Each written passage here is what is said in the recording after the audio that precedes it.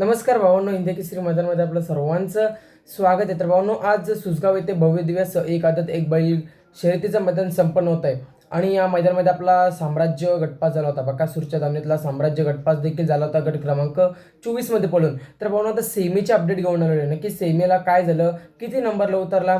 तर भावांनो, आज आपला सर्वांचा लढका साम्राज्य आणि साम्राज्याचा पायरा आदत होता आणि मागील 4 सलग बिनजोडचा मानकरी साम्राज्य आजच्या सुसगाव मैदानासाठी पळण्यासाठी सज्ज झाला होता आणि आजच्या मैदानामध्ये क्वार्टर फायनलचा मानकरी ठरलेला आहे. म्हणजेच भावांनो, आजच्या मैदानामध्ये त्यांनी गुलाल केलेला आहे. 2 नंबरला उतरला.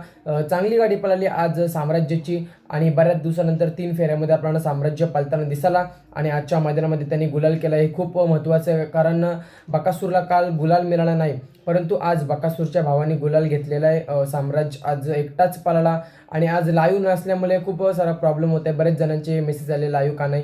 तर भावांनो, लाईव्हवाला होता आमिर डांगे होते आणि ते पावसात अडकले, त्यामुळे त्यांना यायला जमलं नाही. परंतु भावांनो, साम्राज्याने आज क्वार्टर फायनलचा गुलाल घेतलेला आहे, म्हणजेच गाडी 2 नंबरला उतरलेली आहे. तर साम्राज्याला शुभेच्छा. नक्कीच भावांनो, आजच्या मैदानामध्ये साम्राज्य क्वार्टर फायनलचा मानकरी ठरला आहे. खूप चांगलं वाटतंय, त्याला शुभेच्छा. धन्यवाद भावांनो.